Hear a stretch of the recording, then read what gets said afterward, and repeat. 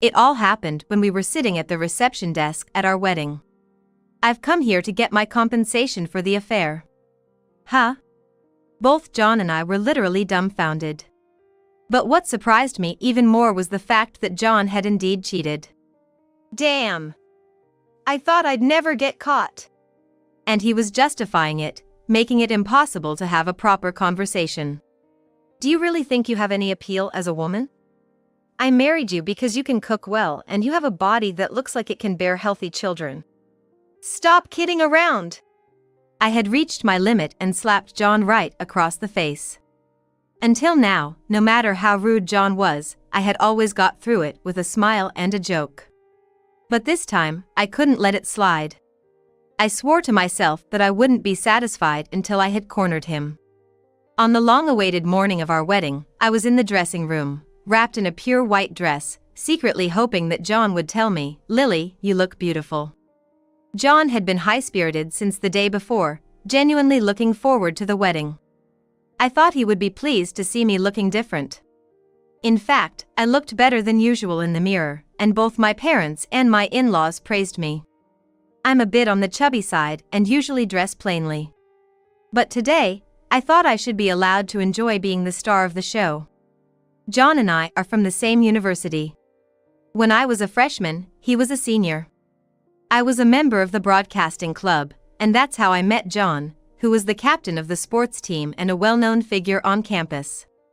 Our relationship developed smoothly, and we submitted our marriage registration before our wedding, and we've been living together for the past 3 months. Living together made the wedding preparations more efficient.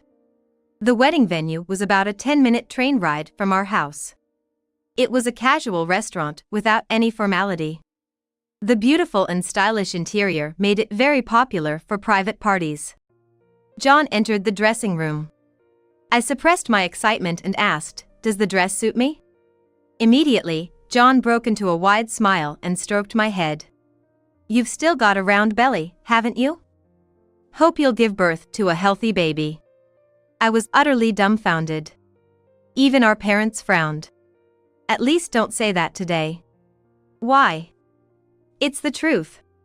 I even went on a diet to fit into this dress for the wedding, you know?" I forced a smile and patted my belly.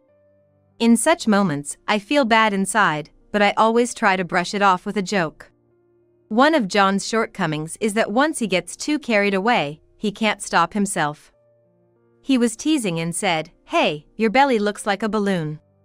The bride is supposed to be the most beautiful woman on her wedding day. Stop it before you hurt Lily's feelings. John pretended not to know what he had done wrong, saying, "Well, a fat person is a fat person. I'm sorry for our son, he's always been childish. Even though you are younger, you are much more mature." There was no blame for my mother-in-law. "I don't mind. It's just his usual self." I flashed a grin and laid on the sarcasm as thick as I could. The two of us quickly pulled ourselves together and took our seats at the reception desk. We wanted a homey wedding and decided to greet the guests personally, bride and groom both. Sadly, most of my friends live on a distant island, where my parents' home is, so they couldn't make it. On the flip side, John had a lot of acquaintances attending. We were okay with the imbalance. My parents and I had made our peace with it. I saw this as a golden opportunity to meet many of John's friends and was actually looking forward to the greetings. John introduced each guest to me, one by one. Every single one of them seemed delighted to meet me, complimenting me with a "You look like a beautiful bride." There was one guest, in particular, that stood out, a woman named Natasha. She was an acquaintance from work, as I understood. She seemed to be in her 40s, but she had this actress-like aura, especially in her dress and her tall, slender figure. "Nice to meet you, Lily. I've always been under John's care," she greeted me. "Oh, is that so?" I was certainly overwhelmed by Natasha. "He's a looker, right? And she's got her stuff together at work. Quite a different story from someone else I know." She indeed had the aura of someone who's competent at her job. Her designer suit fitted her perfectly without being too flashy, and her makeup was flawless. John was looking at Natasha with a kind of admiration in his eyes that he never showed to me, and Natasha was gracefully accepting his attention. They exchanged words for quite a while. Right now, I'm a full-time housewife. But originally, I left my job because of John's wishes. He insisted that he wanted me to focus on our home. I had only been at my job for 2 years. Just when things were starting to get interesting, I felt pressured to resign. When I think about the unfinished business at my old job, I still feel a tug at my heartstrings. Looking at Natasha, who seemed so dazzling, made these feelings even stronger. This is wrong. Today's supposed to be about us. Our guests should leave having had a good time. I swallowed the anger rising inside me due to John's insensitive remark and kept up with the greetings. Then, a middle-aged man in a suit appeared. He had this impressive demeanor, almost like a distinguished actor. "Who's that gentleman over there?" I looked at John, but he seemed to be as clueless as I was. Maybe he wandered in by mistake. It's supposed to be a private event. Just as I was wondering how to handle this situation, the man spoke up. "I'm here to discuss the compensation for an affair." "Excuse me?" John and I were literally stunned. "I'm in this line of work." The man handed out his business card with a professional demeanor. It bore the name of a well-known company, and his job title was impressive. He was dressed in an expensive suit, and he carried himself with calm and composure. He didn't seem like he was making things up. "Are you John? Could you please break it off with my wife?" "Wait a minute, John and I are getting married today." I tried to calm the man down, but then I noticed John trembling beside me. "What are you talking about?" John managed to squeeze out those words, though his voice was clearly strained. "My wife should be here somewhere." "Don't play dumb, it won't get you anywhere." Wait. Natasha and I aren't like that." "Well, you've just admitted it yourself, haven't you? So, you're having an affair with my wife, Natasha, right?" I couldn't hide my shock. "Natasha, you mean the woman we just greeted?" "I believe so." "What did he say about Natasha?" "I heard it was work-related." "Actually, Natasha doesn't work." The man sighed deeply. "Let's change the place. Can we use the green room?" I asked my parents to handle the reception, and went ahead to the green room. The man, who introduced himself as Kyle, sat down on the sofa in the green room and started talking. It's a blatant lie that Natasha has anything work-related to do with John. I found out through her phone records that she met John on a dating site. My in-laws, who were already in the green room, exclaimed in surprise. "We didn't know anything about this." "Don't make strange accusations, we could sue you for defamation." But Kyle remained calm.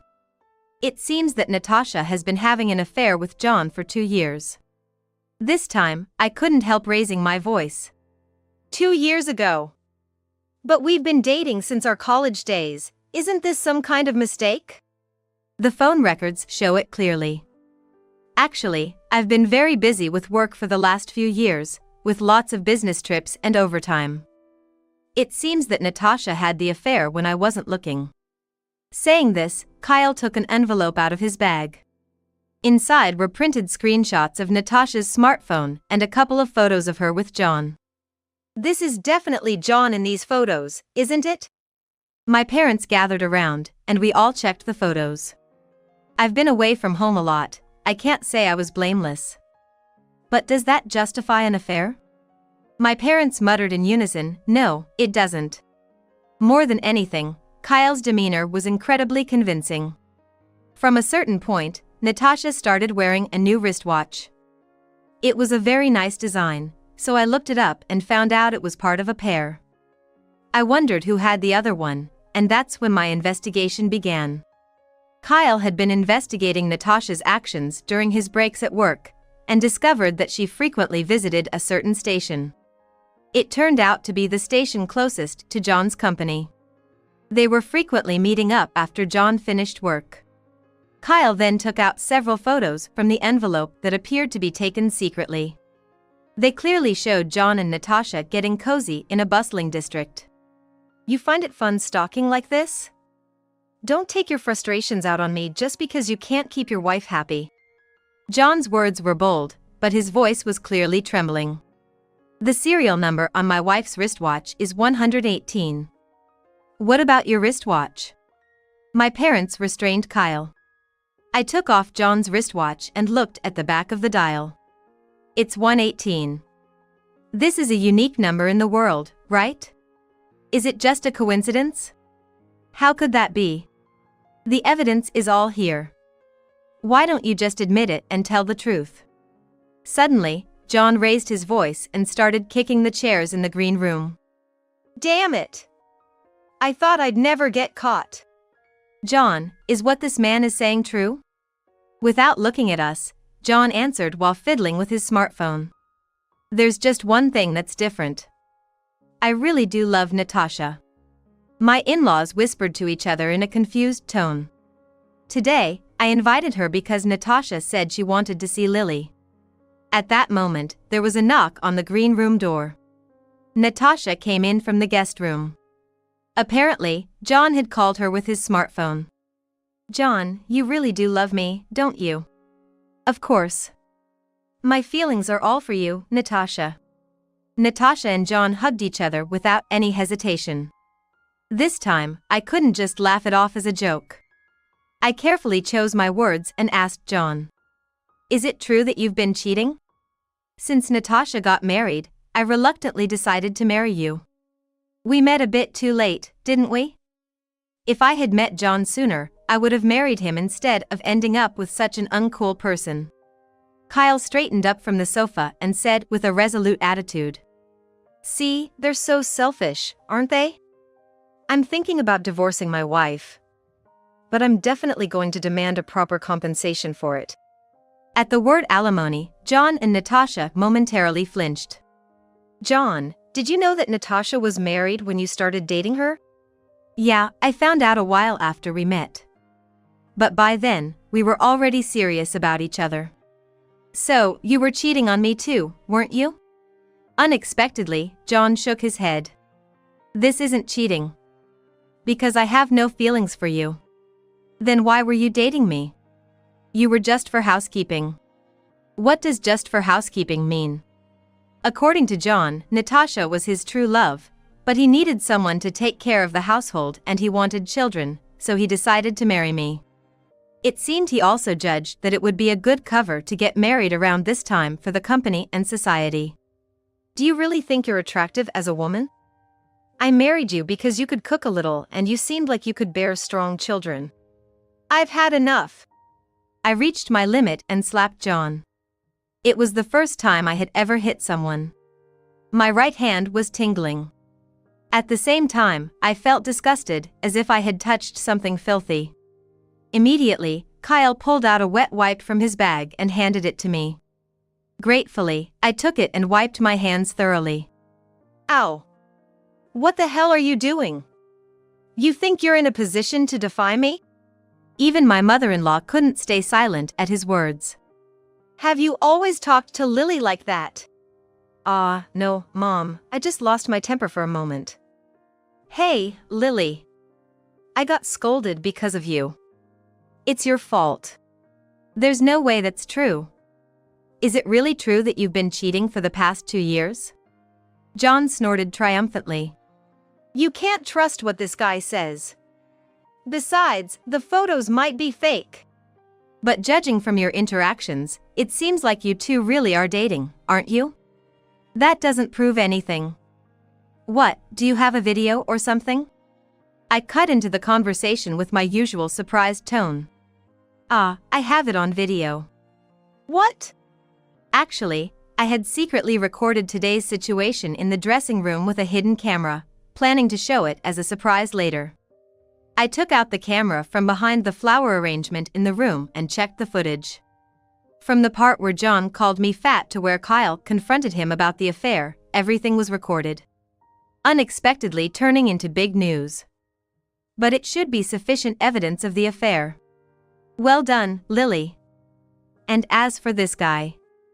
Lily, I am truly sorry. My in-laws both apologized to me together. You don't need to apologize. No, it's also our fault for spoiling John and letting him become like this. What can we do to make it up to you? John, you should apologize too. No way. I haven't done anything wrong. Loving someone is a good thing, right? That's what Mom taught me. That's not what I meant. Stop talking back and apologize to Lily right now. It's okay. The foolish one here is John. John, Natasha, how about making a cheating confession in front of the camera? Say cheese. I grinned and pointed the camera at them. I didn't expect to have this side of me. Hey, don't make that face. Just joke around and reply like you always do. This is my way of joking around. I can't overlook this. Then should we cancel the wedding? You're the one who's going to be embarrassed. I was at a loss for words. The party's start time had already passed. The guests must be waiting for our entrance at the venue. No, I should stick to my own decision. Fortunately, I had invited only a few guests. And they were all trusted close friends, so I could make up for it later. The one who really deserves pity here is John. He cares about appearances, so he invited his bosses from work and even his mentors from his college days. Alright, I've got it. Let's start the wedding ceremony. However, just to let you know, we are going to change the flow a bit. I went out to the venue and took the microphone from the MC. John followed behind me. There was a round of applause from the audience. Thank you all for gathering here today. We were supposed to hold a wedding ceremony, but today's event has been changed to an emergency press conference. The venue suddenly became noisy with whispers and murmurs. With clear and articulate pronunciation, as if I had been trained in broadcasting, I continued. Today, we have a guest named Natasha, who is an acquaintance of John through work. But in reality, well, John? I turned the microphone towards John, like an interviewer. The people in the venue looked puzzled. John hesitated to speak, so I pressed him further. What is your real relationship with her? Voices from the audience also started to chime in, urging him to spill the beans already. Still, John seemed determined to remain silent. If this weren't in front of so many people, I would probably have been slapped hard. His fists were trembling under the table. No choice then. This was supposed to be a surprise for today, but please take a look at the hidden camera footage in the backstage. Everyone, please feel free to enjoy your drinks and meals. The large screen on the stage showed everything that had happened earlier, without missing a beat. As the video played, the audience watched intently, and gradually, voices of discontent started to rise. What's going on here? This is ridiculous. From the crowd, someone asked, you two are already living together, aren't you? We met in college, registered our marriage 3 months ago, and have been living together since, leading up to today. The venue was in an uproar. I thought I was marrying John out of love, but it seems I was utterly deceived. I adjusted my life for him, even quitting my job. What has my life been all about? I could hear John clicking his tongue in frustration. A different guest asked, Lily, what do you want to do now? The atmosphere had completely turned into that of a press conference. To be honest, this is all so sudden, I haven't had time to think it through. But I have my parents and trustworthy friends. I plan to figure things out together with them.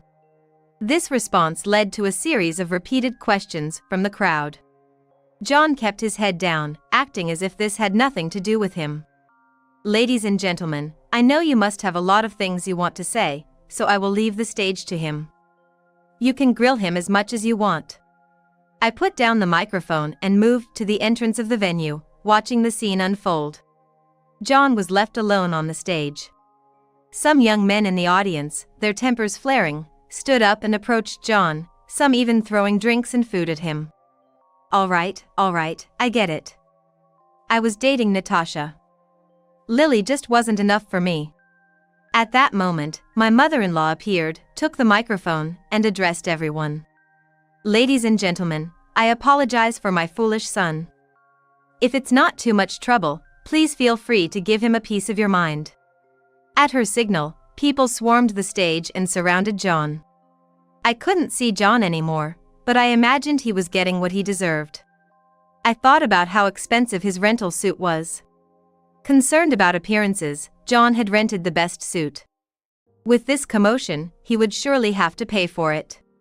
Satisfied after witnessing the chorus of boos from the audience, I returned to the backstage, quickly changed out of my dress, and left the rest to my parents.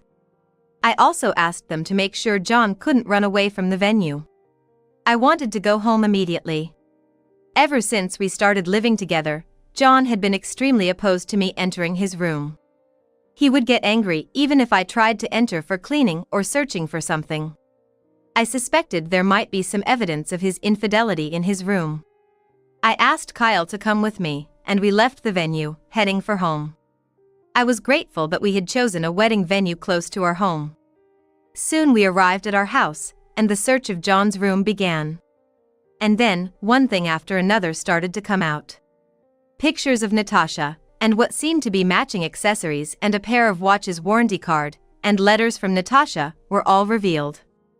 It even came to light that he was traveling with Natasha under the guise of business trips. Kyle meticulously photographed each of these items, and I put them in a cardboard box. It was almost like a police house search. Once all the evidence was gathered, I video called my mother-in-law. "Hi, how's everything going over there?"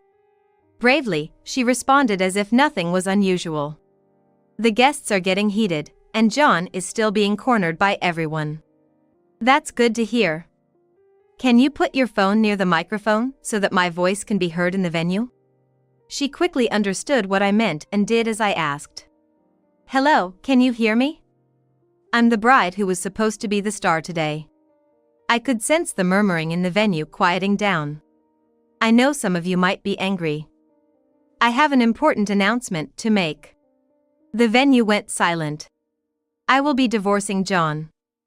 Unfortunately, today's wedding turned out to be a disaster, but feel free to eat and drink as much as you like, and go home whenever you're ready.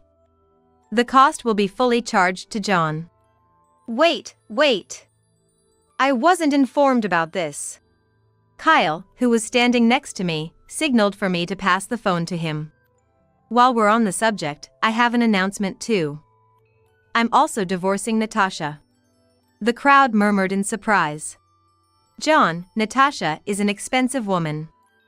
She doesn't do any housework, shops every week, and is absolutely incompetent at work. But now, both of you are free, so please, live happily ever after." What am I supposed to do now? You're free to do as you please. Good luck supporting Natasha's lifestyle. I can't afford to support Natasha's lifestyle. Natasha, who was nearby, cut in. I'm not comfortable marrying John either. Then you're all alone. Good riddance. Don't bother coming back home from today onwards. A round of applause erupted in the venue. Drunk guests' voices could be heard saying, "Good for her," and other cheers. Reluctantly, my mother-in-law agreed to let John stay at her house for a while. Warm messages like "It must have been tough, but you did well. We support you," started arriving on my phone from close friends who were at the venue. Afterwards, the guests reportedly indulged in a grand feast and drinks, and even made sure to take their wedding favors home with them before leaving. A few days after the tumultuous wedding, I was returning to my condo after shopping when I found John standing in front of my door, holding a disproportionately large bouquet of flowers. "I came to apologize, hoping you would forgive me. Can I come in?" "No." "Come on, don't be so stubborn. The wedding was just a moment of confusion, right?" Absolutely not. John, for some reason, had a smug smile on his face. He tried to hand me the huge bouquet of roses. "All women love flowers, right? Cheer up." But I had shopping bags in both hands and couldn't possibly accept the flowers. Not that I wanted to, even if my hands were free. I'm sick of your assumptions and lack of consideration. Just go home. John slowly moved closer to me. I felt threatened and turned my back on him to call my mother-in-law. The back and forth with John continued, and when he tried to force his way into the house with a spare key, my mother-in-law arrived just in time. "What the hell are you doing?" A shout from my usually refined mother-in-law, which I had never heard before, echoed throughout the area. "Mom, why are you here?" "I came here thinking of making amends with Lily." "Don't talk nonsense and just disappear. Do not show your face in front of us ever again." With that, my mother-in-law snatched John's bouquet and hit him square in the face with it. John's face was covered in small cuts from the rose thorns, and torn petals and leaves were scattered all over his body, making for a truly pitiful sight. "If you make any more strange moves, I'm calling the police. And don't you even think about coming back to our house." He seemed genuinely scared by her words. John left with his tail between his legs. "I'm really sorry about this. Actually, I declared yesterday that I was severing parental ties with him. He left the house, but I never imagined he would be here." While efficiently cleaning up the remains of the bouquet scattered on the floor, my mother-in-law apologized to me over and over again. "You don't have to apologize. Please come in and have some tea." "No, I'm going to excuse myself now. If he comes near you again, don't hesitate to contact me. I will protect you, no matter what." I was on the verge of tears from her words.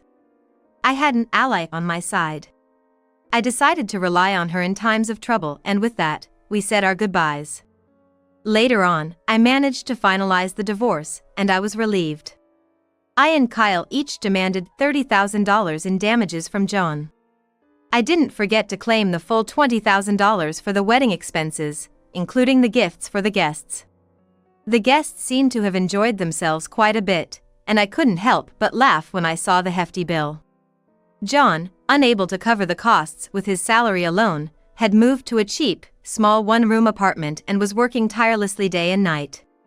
His boss had attended the wedding, which resulted in him losing face at work as well, but he couldn't afford to quit his job because he needed to make ends meet. Now, it seems like he's living every day in a very uncomfortable and awkward position. I heard from my mother-in-law that right after that incident, Natasha broke up with him. Apparently, Natasha had met another man through an online dating site and decided to date him instead. I can hardly imagine that things will go well for them. Especially since Natasha also has to pay us damages. I moved to a smaller, but nicer apartment. Moving was a hassle, but I decided it was risky to let John know where I lived. The evidence of John's affair is packed in a large cardboard box, sitting in a corner of my new home. So far, the alimony has been paid on time, but I haven't touched the money at all. Thanks to that, my savings have increased significantly. In the midst of all the commotion, a strange kind of fortune befell me. I lost about 15 pounds due to the stress of the divorce. Every time I looked in the mirror, I felt like I had been reborn. I went back to work, and through business contacts, I was able to meet a wonderful man. We are still dating, and every day is fulfilling. I have a good feeling that things will work out with my new partner this time.